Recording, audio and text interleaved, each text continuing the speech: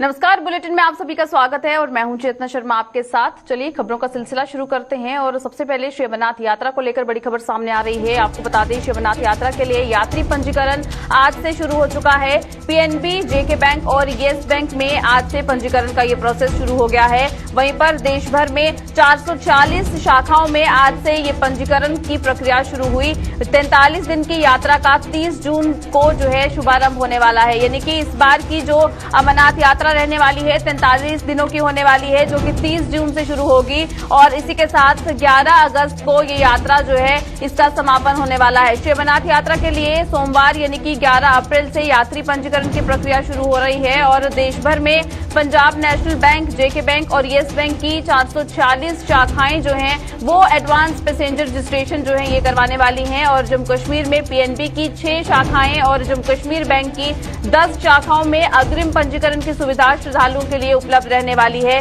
जिस तरह से कोरोना की बात करें तो कोरोना की वजह से बीते 2 से 2.5 साल की अगर बात करें तो श्री अमरनाथ यात्रा जो है वो नहीं हो पाई थी और इस बार 43 दिन की यात्रा जो है ये होने वाली है और ये यात्रा 30 जून से शुरू होगी। हालांकि आज यानी कि 11 अप्रैल की अगर बात करें तो आज से इसकी रजिस्ट्रेशन का प्रोसेस जो है ये शुरू हो चुका है और श्री अमरनाथ श्राइन बोर्ड की अगर बात करें तो उनके ऑफिशियल्स की तरफ से भी ये कहा गया है कि जो भी डिवोटीज जाना चाहते हैं अमरनाथ यात्रा के लिए वो आज से अप्लाई कर सकते हैं, आज से इस रजिस्ट्रेशन प्रोसेस के लिए जो है हामी भर सकते हैं। क्या कुछ इस पर ज्यादा जानकारी है, इसी पर तमाम बातचीत करते हैं। हमारे साथ हमारे सीनियर साथी विनोद कुमार ज्वाइन किए हुए हैं। तो विनोद जी, हमें बताइएगा, जिस तरह से 2 से 2.5 साल का वक्त लगा है अमरनाथ यात्रा की अगर बात करें तो पहले जो है 2 सालों में कोविड की वजह से यात्रा जो है ये संपन्न नहीं हो पाई, लेकिन इस बार लोगों को मौका है, इस बार जो है यात्रा हो सकती है। क्या लगता है कितनी संख्या में श्रद्धालु जो है इस बार यात्रा करने वाले हैं?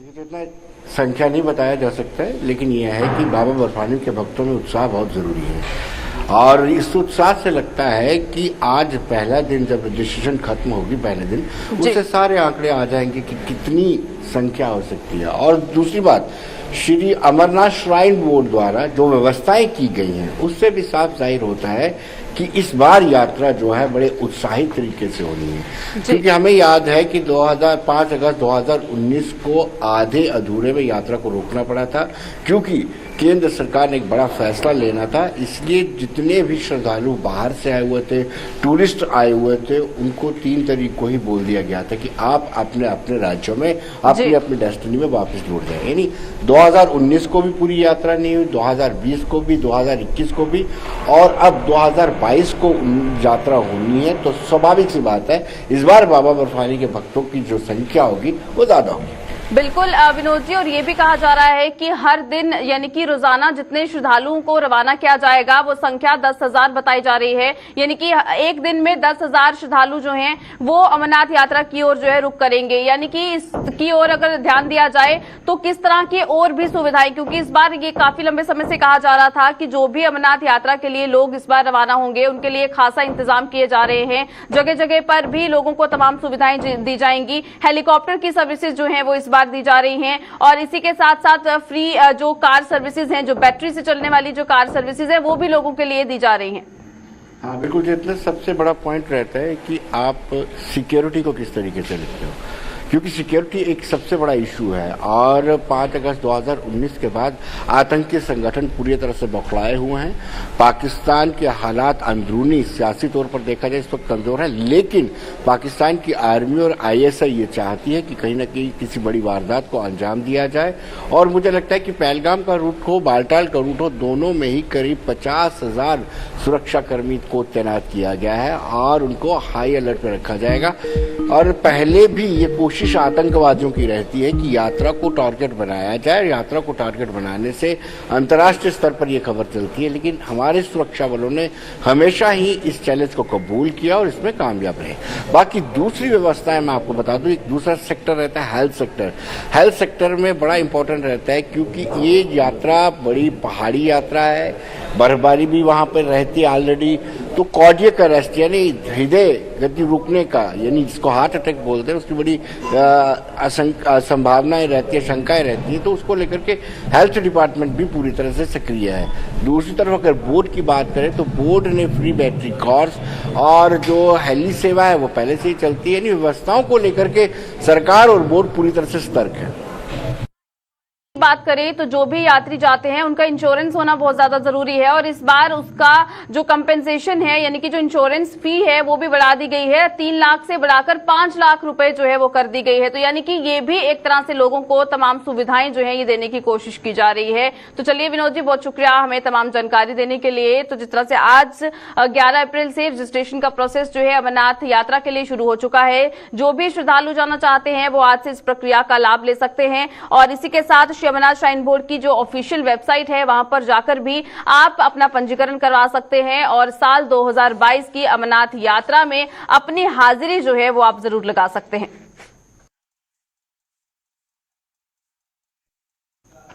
चलिए इसी के साथ आगे बढ़ जाएंगे, रुक करेंगे पुंछ की ओर। पुंछ में आपको बता दें कि नेका के कार्यकर्ता जो है ये रोष प्रकट करते हुए नजर आ रहे हैं। ये आज सड़कों पर उतर आए हैं और महंगाई को लेकर इनकी तरफ से विरोध प्रदर्शन भी किया जा रहा है। सरकार के विरुद्ध इनकी जमकर नारेबाजी इनकी तरफ से की जा रही है। जहां पर नेशनल कॉन्फ्रेंस के इन तमाम कार्यकर्ताओं की बात करें तो काफी गुस्से में आज ये नजर आए हैं, जिन्होंने महंगाई के खिलाफ आज ये धरना प्रदर्शन किया है। और साफ तौर पर जहां पेट्रोल और डीजल के दाम लगातार बढ़ रहे हैं, दूसरी ओर सब्जी की अगर बात करें तो उसके दाम लगातार बढ़ते हुए नजर आ रहे हैं और बाकी जो भी खाने की चीजें हैं या जो भी दिनचर्या में जो चीजें इस्तेमाल की जाती हैं उनके प्राइसेस जो हैं जिस तरह से लगातार बढ़ रहे हैं, उसके खिलाफ आज नेशनल कॉन्फ्रेंस के ये कार्यकर्ता सड़कों पर उतरे और जमकर मौजूदा सरकार के खिलाफ नारेबाजी की जा रही है। और सवाल यही है कि जो अच्छे दिन दिखाने का जो सपना दिखाया जा रहा था, आखिर वो सपना टूटता हुआ नजर क्यों आया है?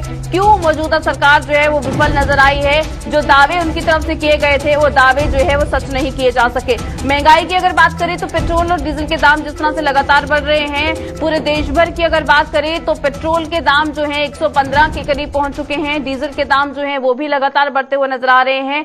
वहीं पर जम्मू कश्मीर में भी ऐसे ही सूरत हाल देखने को मिल रहे हैं। लेकिन पुंछ में जहां आज नेशनल कॉन्फ्रेंस के कार्यकर्ता जो हैं ये आज सड़कों पर उतरे, धरना प्रदर्शन जो है इनकी तरफ से किया गया, क्या कुछ कहा जा रहा है, चलिए तमाम जानकारी लेंगे। हमारे साथ हमारे संवाददाता सनी इस वक्त ज्वाइन किए हुए हैं। तो सनी, हमें बताइएगा क्या कुछ कहा जा रहा है नेशनल कॉन्फ्रेंस के इन कार्यकर्ताओं की तरफ से जो आज महंगाई को लेकर धरना प्रदर्शन करते हुए नजर आ रहे हैं। जितना मैं आपको बताते थे, नेशनल कॉन्फ्रेंस की तरफ से आज पुंछ में जो है वो प्रोटेस्ट किया गया। जिस तरह से तेल और रसोई गैस के दाम जो है वो बढ़ते जा रहे हैं, उसको लेकर लोगों में काफी रोज देखा जा रहा है। लोग आज सड़कों पे उतरे। पुंछ में आज शहीद प्रेसिडेंट सुखविंदर सिंह की क़यादत में जो है वो प्रोटेस्ट किया गया। इस समय वो मेरे साथ हैं।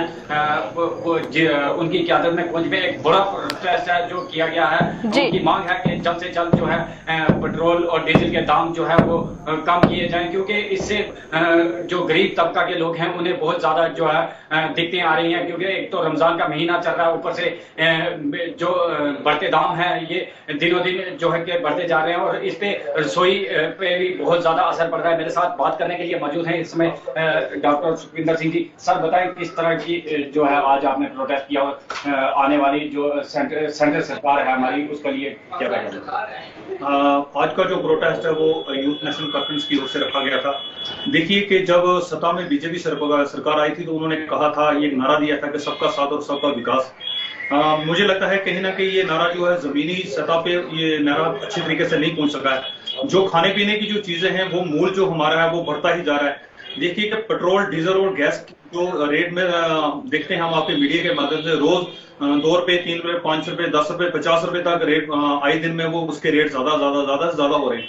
खाने पीने की चीजों पे जो पेट्रोल और डीजल, इसकी वजह से बहुत ज्यादा असर पड़ रहा है। जो हमारा एरिया है डिस्ट्रिक्ट पुंछ का, ये बहुत ही फार फ्लंग एरिया है। 90% हमारी जहाँ की जो आबादी है वो गांव की तरफ रहती है। जब बीजेपी सरकार सत्ता में आई थी उन्होंने कहा था कि सबका साथ और सबका विकास होगा। मुझे लगता है कहीं ना कहीं वो सबका साथ उन्होंने ले लिया, मगर सबका विकास करने वाली बात है वो बहुत कम हो रही है। मुझे लगता है कि कहीं ना कहीं इस चीज को ग्राउंड पे उतरना पड़ेगा। और जो हमारे हर दिन जो रेट जो बढ़ रहे हैं, डीजल पेट्रोल के रेट जो बढ़ रहे हैं, इनको ज्यादा असर अगर किसी पे पड़ रहा है तो मुझे लगता है गरीब अवाम पे पड़ रहा है। तो जिस तरह से रसोई पर किस तरह का इसका असर पड़ रहा है, एक लेडीज भी हमारे साथ मौजूद हैं, ये भी एलसी से है, रसोई पर किस तरह का असर पड़ रहा है, जिस तरह से महंगाई जो है वो बढ़ गई है? महंगाई तो आज के इस दौर में देखो तो बहुत ज्यादा ही हो गई है। रमजान का महीना भी चल रहा है और हमें बहुत ज्यादा ही महंगाई हो गई है। और रसोई गैस तो बहुत ज्यादा ही महंगा हो गया है, जिसकी वजह से हमें बहुत मुश्किलों का सामना करना पड़ रहा है। जिस तरह से इन्होंने बताया कि रसोई गैस पर भी इसका असर जो है वो देखा जा रहा है, और ज्यादातर हमने देखा है कि पुंछ में पिछले कई दिनों से लगातार जो पार्टियां हैं वो प्रोटेस्ट कर रही हैं। उनकी ये मांग है कि जल्द से जल्द पेट्रोल डीजल के जो दाम हैं वो कम किया जाए। बिल्कुल सनी, और लोगों का गुस्सा जो है ये साफ तौर पर देखने को मिल रहा है। चलिए, बहुत शुक्रिया हमें तमाम जानकारी देने के लिए। तो जिस तरह से लगातार महंगाई जो है ये बढ़ती हुई नजर आ रही है, इस बीच तमाम पार्टियों की अगर बात करें, खासतौर पर अपोजिशन पार्टियां जो हैं ये लगातार प्रदर्शन का सिलसिला जो है ये शुरू कर रही हैं और मौजूदा सरकार पर लगातार सवाल उठाए जा रहे हैं कि आखिर जिस तरह से महंगाई बढ़ रही है इस पर सरकार जो है वो क्या कदम उठा रही है।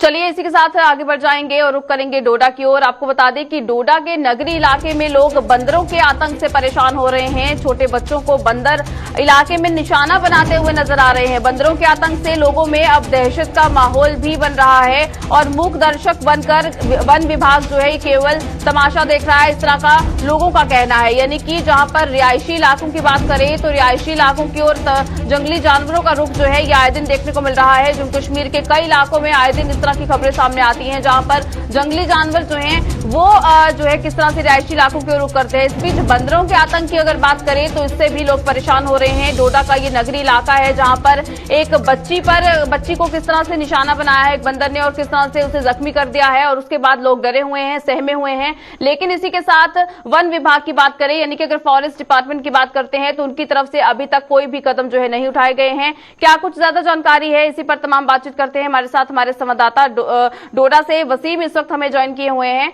वसीम, हमें बताइएगा, जिस तरह से डोडा का ये नगरी इलाका जहां पर बंदरों का आतंक देखने को मिल रहा है, लोगों में परेशानी है, डर का माहौल बना हुआ है, लेकिन फॉरेस्ट डिपार्टमेंट आखिर कहां सोया हुआ है? बिल्कुल, देखिए, जिस तरह से आपने बताया कि डर का माहौल है, हकीकतन डर का माहौल पूरे शहर के अंदर है। लगभग हमारे 17 वार्ड हैं, 17 वार्डों की डोडा शहर के अंदर इसी तरह की कंडीशन है। दहशत का माहौल बंदरों ने बनाया हुआ है। और जिस तरह से आपको बताऊंगा, जिस तरह से आपने बताया कि आईटीआई का जो नगरी वाला इलाका है, नई बस्ती इलाके को बताया जाता है, वहां पे परसों शाम को 4 साल की बच्ची को काटा गया है और ये दूसरा मामला है। इससे पहले भी एक बच्ची को काटा गया था, मगर अभी तक वाइल्ड लाइफ की तरफ से कोई भी कदम नहीं उठाया गया है। और यहाँ के लोगों की डिमांड है, यहाँ पे सिर्फ जो वाइल्ड लाइफ का जो डिपार्टमेंट है, यहाँ पे सिर्फ कंट्रोल रूम रखा गया है जिसमें सिर्फ 2 से 3 लोग होते हैं। उनका ये भी कहना है कि रेंज ऑफिसर यहाँ पे होना चाहिए और उनका अमला यहाँ पे होना चाहिए, ताकि डिस्ट्रिक्ट के अंदर कोई रेंज ऑफिसर जब बैठेगा पूरे शहर को वो मॉनिटर कर सकते हैं।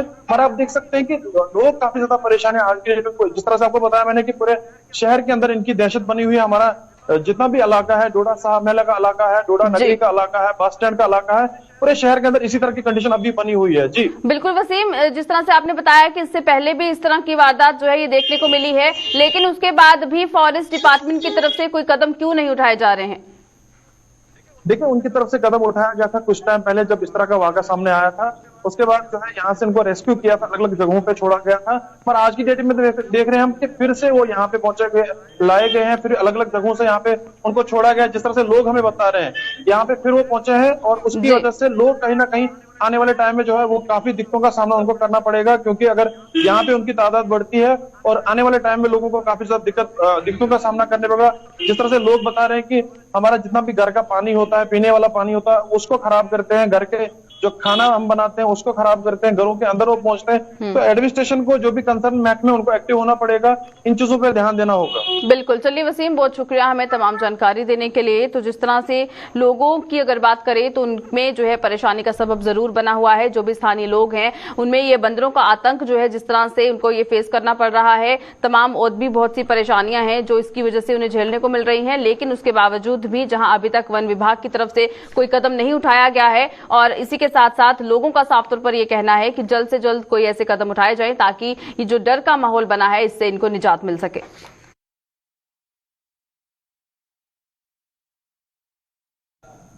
ट्रैफिक पुलिस की ओर से दोपहिया वाहन चालकों के लिए खास हिदायत जारी की गई है। अब यहां बिना हेलमेट पहने दोपहिया वाहन चालक को वाहन चलाने पर जुर्माना पड़ेगा, तो वहीं उसके पीछे बैठी सवारी ने भी अगर हेलमेट नहीं पहनी होगी तो उसे भी अपनी जेब ढीली करनी पड़ेगी। दरअसल ट्रैफिक पुलिस की ओर से दोपहिया वाहन चालकों के लिए एडवाइजरी जारी की गई है कि अगर दोपहिया वाहन बिना हेलमेट चलाते चालक को पकड़ा गया तो उसे 1000 जुर्माने के साथ साथ 3 महीने के लिए उसका लाइसेंस भी रद्द कर दिया जाएगा। वहीं ट्रैफिक पुलिस के इस फैसले का आम लोगों ने स्वागत किया है। उन्होंने बताया कि ट्रैफिक पुलिस की इस पहल से कई लोगों की जान बचेगी, क्योंकि ज्यादातर सड़क हादसों में होने वाली मौतों के पीछे प्रमुख कारण सिर में चोट लगना है। ऐसे में हेलमेट जीवन रक्षक है। इसी पर लोगों का क्या कुछ कहना है, सबसे पहले वो सुनते हैं। इस पे तो मैं बहुत अच्छा समझता हूँ, बहुत अच्छा किया ये, क्योंकि एक प्लेंटी तौर पे ये किया काम, उसको दूसरी तरह समझ आए पे ये काम मैं नहीं करूँगा, ठीक है ना। मगर ये है कि इसको ये बार बार करेगा तो उसको ये दिमाग में ये रहेगा मैं बार बार करूँ। पैसे वाला बंदा होगा वो बोलेगा तो विश्वास करूँगा, ये करूँगा, मेरा निकल जाएगा, मगर वो भी ये गलत चीज़ है। मैं ये प्लेंटी पाया ये अच्छा रखा काम, बहुत अच्छा रखा है। हेलमेट के लिए जो उन्होंने बोला भाई हेलमेट नहीं डालनी, इसके लिए वो जुर्माना करते हैं, बहुत अच्छा काम है। ये भी बहुत अच्छी बात है, इससे हम बहुत खुश हैं और ये होना भी चाहिए ऐसा कि उसको समझ आ जाए हाँ भाई मैंने ये काम किया है, मैंने गलती की है, इसकी पेनल्टी मुझे पड़ी है, ठीक है ना। ये बहुत अच्छा काम जो गवर्नमेंट कर रही है, ट्रैफिक विभाग कर रहा है, बहुत अच्छा कर रहा है। ये देखिए ट्रैफिक विभाग का जो भी है रूल रेगुलेशन को तो फॉलो करना ही पड़ेगा। तो जो सरकार होती है तो जो एडमिनिस्ट्रेशन होती है तो वो तो लोगों के लिए बेहतर ही सोचती है। तो कल को एक्सीडेंट जैसे मौत होती हैं तो उससे तो बचा जा सकता है ना। तो यही ट्रैफिक वाले चाहते हैं कि या गवर्नमेंट चाहती है या हाई कोर्ट से ऑर्डर है, वो यही चाहते हैं कि मतलब सेफ्टी पॉइंट पहले देखते हैं। तो रूल फॉलो करना चाहिए। तो अगर रूल थोड़े सख्त होंगे तो अभी तो लोग फॉलो करेंगे, ऐसे नहीं तो कोई फॉलो नहीं करेगा। तो हमारे हिसाब से तो ठीक है, इनका डिसीजन ठीक है। नहीं मानती इसीलिए तो कानून फॉलो नहीं करते हैं ना, इसीलिए तो कानून फॉलो करने पड़ेंगे इनको सबको। तो जो भी ये रूल रेगुलेशन चल रहे हैं ये बिल्कुल सही है और इसका पालन सबको करना ही चाहिए और करना भी पड़ेगा। ये ट्रैफिक विभाग ने जो भी रूल निकाला वो आम जनता की बेहतरी के लिए निकाला है और इसको फॉलो करना इनके ही हक में है। जैसे हेलमेट के बिना लड़के ट्रिपिंग करके निकल रहे हैं, रश तेज ड्राइविंग करते हैं तो उसमें गिर जाएंगे तो उसमें सिर वगैरह लगने का डर रहता है। कुछ बच्चे तो बेचारे कोमा में चले जाते हैं और रिकवरी में प्रॉब्लम होती है। तो इसलिए जो रूल बने हैं ये आम जनता की बेहतरी के लिए बने हैं और इसको फॉलो करना हर जनता के हक में ही होगा। तो बिल्कुल जिस तरह से दोपहिया वाहन चालकों के लिए ये नई ट्रैफिक एडवाइजरी जो है ये जारी की गई है, जिसमें इन्हें जुर्माना भी हो सकता है। क्या कुछ इस पर और ज्यादा जानकारी है, इसी पर बातचीत करेंगे। हमारे साथ हमारी संवाददाता रितिका इस वक्त ज्वाइन की हुई हैं। रितिका, हमें बताइएगा, जिस तरह से ट्रैफिक पुलिस की तरफ से दोपहिया वाहन चालकों के लिए जो नई एडवाइजरी जारी की गई है, जिसमें 3 महीने के लिए इन लोगों का लाइसेंस जो है वो भी रद्द किया जा सकता है। लोगों ने तो इसका स्वागत किया है, लेकिन किस तरह से क्या कुछ इम्पैक्ट जो है इस एडवाइजरी का हो सकता है? आपको बताना चाहिए ट्रैफिक पुलिस लेकिन पब्लिक में पूरे 100% तरीके से अगर मैं बात करूं तो सब लोग इसे फॉलो नहीं करते हैं। इसीलिए दोबारा से ये एडवाइजरी बाहर निकाल के रखी गई है, जिसके तहत दोपहिया वाहन पे बैठने वाले जो आगे बैठ के ड्राइव कर रहे होंगे उनका हेलमेट पहनना कंपल्सरी रहेगा। अगर वो नहीं पहनते हैं तो उन्हें जुर्माना जो है 1000 रुपए का वो किया जाएगा और साथ ही साथ 3 महीने के लिए उन्हें अपने पास लाइसेंस रखने की जो अनुमति है उसे कहीं ना कहीं डिस्क्वालीफाई कर दिया जाएगा। इसके साथ जो भैया वाहन से बैठने वाले जो पीछे बैठे होंगे तो उन्होंने भी हेलमेट नहीं पहनी होगी तो फर्स्ट ऑफेंस में उन्हें भी 500 रुपए और उसके बाद वाले जो भी ऑफेंस रहेंगे उनमें 1500 रुपए तक का जुर्माना जो है वो जनता को यहाँ पे देखने को मिलेगा। और अगर मैं पब्लिक की बात करूँ तो काफी ज्यादा लोगों ने इसका समर्थन किया है, क्योंकि हेलमेट पहनना कहीं ना कहीं लोगों की सेफ्टी से जुड़ा हुआ मुद्दा है। तो लोग इसका समर्थन नहीं कर रहे हैं और कुछ गिने चुने लोगों को ये जेब पे भारी पड़ता हुआ भी दिख रहा है। बिल्कुल रितिका, और जहां पर इससे पहले भी ट्रैफिक पुलिस की तरफ से ये एडवाइजरी जारी की गई थी कि अगर 2 व्हीलर कोई चला रहा है तो जो भी उसके पवेलियन में बैठा है, यानी कि अगर कोई पीछे बैठा है उसे भी हेलमेट का इस्तेमाल करना है, लेकिन तब भी हेलमेट जो है इन लोगों की तरफ से नहीं पहनी जा रही थी। तो अब जो ये स्ट्रिक्ट रूल्स जो है ट्रैफिक पुलिस की तरफ से लाए गए हैं, क्या लगता है अब इसकी इम्प्लीमेंटेशन ग्राउंड पर हो सकती है? जी, मैं आपको बताना चाहूंगी ट्रैफिक पुलिस ने जम्मू कश्मीर में जगह जगह पे नाके तो उनके पहले से लगे होते हैं, पर ये एडवाइजरी आने के बाद उन्होंने लोगों को इन्फॉर्म भी कर दिया है, लोगों को जागरूक भी किया है, नाकेबंदी भी किया है। उसके बाद भी अगर कोई भी उल्लंघन करता हुआ पाया जाएगा तो उनके खिलाफ उचित कार्रवाई जो है इस एडवाइजरी के अकॉर्डिंग जरूर की जाएगी। बिल्कुल, चलिए रितिका, बहुत शुक्रिया हमें तमाम जानकारी देने के लिए। तो जिस तरह से ट्रैफिक पुलिस की तरफ से ये एडवाइजरी जारी की गई है, अब उन तमाम टू व्हीलर्स के लिए जो भी टू व्हीलर्स को जो है राइड कर रहे हैं उनके लिए ये एडवाइजरी है कि अगर आप बिना हेलमेट के निकलते हैं, फिर चाहे आप खुद राइड कर रहे हैं या फिर आपके पीछे अगर कोई बैठा है उसको भी हेलमेट का इस्तेमाल करना है, वरना ट्रैफिक पुलिस की नजर में अगर आप आ जाते हैं तो आप पर कड़ी कार्रवाई हो सकती है।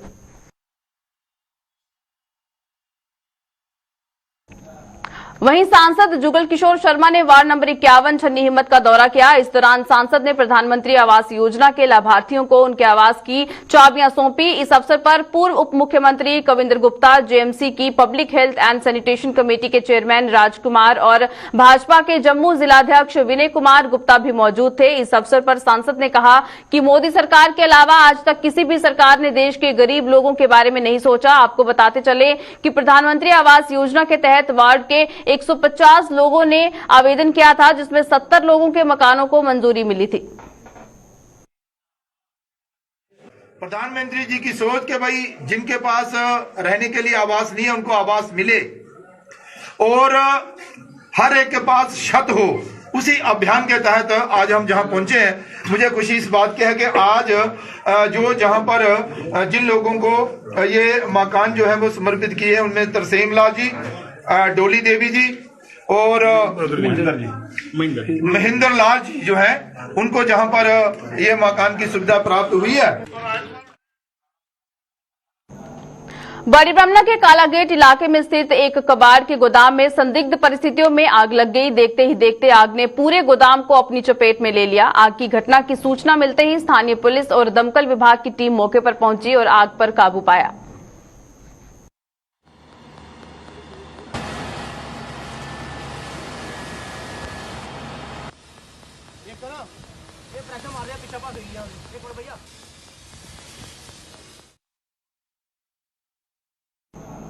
नहरों में पानी उपलब्ध न होने से बड़ी ब्राह्मणा की पल्ली पंचायत के किसानों में भारी रोष है। किसानों के मुताबिक नहरों में पानी उपलब्ध न होने से उनकी फसलें बुरी तरह से प्रभावित हो रही हैं। सिंचाई के लिए पानी न मिलने के कारण वो नई फसल भी नहीं लगा पा रहे हैं। इन लोगों के मुताबिक वो अपनी इस परेशानी को लेकर सिंचाई विभाग के अधिकारियों से भी संपर्क कर चुके हैं, लेकिन उनकी सुनवाई नहीं हो पा रही है। किसानों का आरोप है कि एक ओर सरकार किसानों की आय दोगुनी करने की बात करती है, वहीं दूसरी ओर किसानों को सिंचाई के लिए पानी नहीं मिल रहा है। ऐसे में कैसे किसानों की आय दोगुनी हो सकती है? परेशानी ये सर हर साल यही जो सिलसिला है सरकारों का चलता है। मैं पार्षद भी हूँ बड़ी ब्राह्मणा वार्ड से और मेरी जमीन जो है जहाँ है आप देख सकते हो, मेरी जो खेत हैं सब सूखे पड़े हैं। कि सरकार कहती है किसानों की इनकम हम डबल करेंगे, डबल कैसे होगी? सरकार को ये मालूम होना चाहिए, सरकार के ऊपर जो अफसर बैठे हैं, चाहे एग्रीकल्चर वाले हैं चाहे इरिगेशन डिपार्टमेंट वाले हैं, इनको चाहिए कि मार्च के फर्स्ट वीक में जो है पानी नहरों में छोड़ा जाए। आप देख सकते हो जहां आके जो हमारी फसलें हैं जैसे छिटाला है वो बिना पानी के होता नहीं है। सरकार कहती है हम किसानों की इनकम डबल करेंगे। डबल कैसे होगी जब हमारे खेत, जब किसान को पानी की जरूरत है, खेत सूखे पड़े हैं, फसल टाइम से पहले सूख गई है इस बार, और इनकम कैसे डबल होगी? सरकार जो है, जो ऑफिसर बैठे हैं, मैं एक्शन साहब से भी मिला हूँ, सुरेंद्र लखोत्रा से, AWD साहब हैं, अपने संजय चोपड़ा जी, उनसे भी मैंने रिक्वेस्ट की है कि नहरों में पानी प्लीज आप छोड़ें। उन्होंने कहा था नहरों में हम पानी 1 अप्रैल को छोड़ देंगे, उन्होंने पानी जरूर छोड़ा है। वो पानी जो है आप देख सकते हो और खड्ड में है वो ऐसे ही बह रहा है। मैंने उनको बहुत रिक्वेस्ट की कि आगे जो हमारे 4-5 माइनर्स हैं उनमें पानी छोड़ा जाए। तो उनका एक ही कहना है कि जो नेशनल हाईवे वालों ने काम लगाया है ठंडी खुई के पास, राय मोड़ के पास, तो वहाँ पुली का काम है, जब तक वो पूरा नहीं होगा तो तब तक हम पानी नहीं छोड़ सकते हैं। वे एक ही बात कहते हैं कि हमें नहीं मालूम है, हम जब वो पुली बनेगी उसके बाद पानी छोड़ेंगे। क्या तब तक लोग भूखे मर जाएं? सरकार को चाहिए कि किसान को जब पानी चाहिए, उसको फसल जब उसने लगानी है तब भी पानी चाहिए, जब फसल काटनी है, जब फसल पकने के ऊपर आए, उसको पानी जो समय में मिलना चाहिए। जब तक ये जिम्मेवारी सरकार ऑफिसरों को तय नहीं करेगी तब तक किसान जो है भूखा ही तड़पता रहेगा और सरकार को हमेशा कोसता रहेगा। सरकार को चाहिए जितने ऑफिसर हैं जवाबदेह बनाए और टाइम पे जो काम ना करे उसको उठा के बाहर फेंके।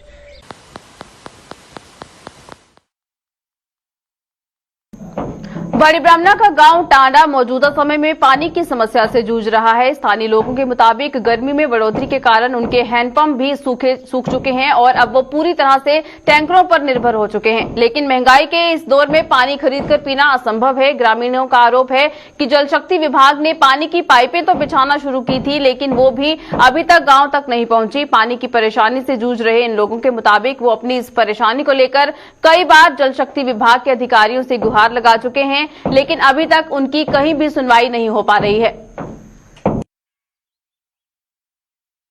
परेशानी सर पानी दी है, पानी दी पैपा ते विसियां मगर पैपे च पानी नहीं है। पिछू पानी खत्म होई खरा ट्यूबवेल च साढ़े अद्धा तक पुज्जियां, अद्धा कोला बाद ठेकेदारे पैसे वो खादे होने जो भी होया, अगे पैपा पुज्जियां गई साढ़े इस ग्रां च पैपा नहीं पुज्जी नहीं पुज्जियां अजे तक। पानी कुत्थों व्यवस्था कराए तुसीं? इन तक ये अगू पिछू टोटा टैंकर शैंकर मुकाइए दे विच पानी पूरा करा दे हैं कि डंगरें पिलाए के हापे पीए दे हैं और पैसे देने पौदे टैंकरें ने भी।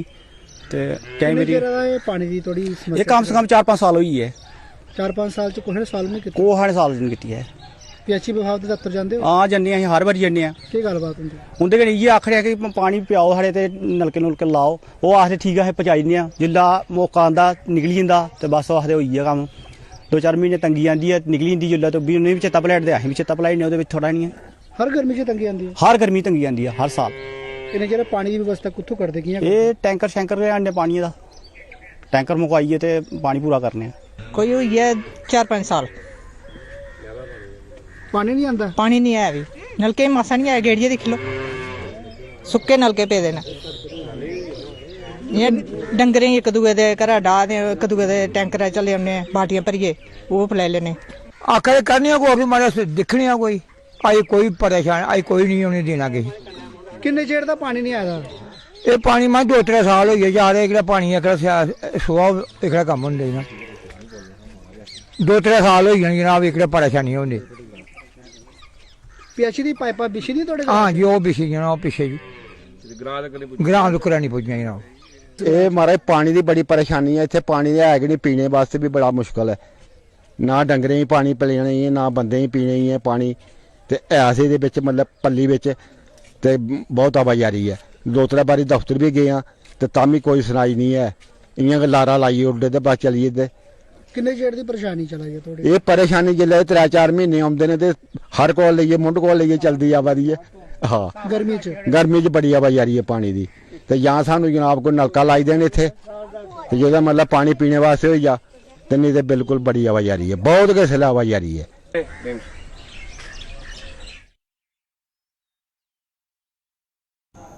चलिए बुलेटिन में फिलहाल इतना ही, दीजिएगा इजाजत, नमस्कार।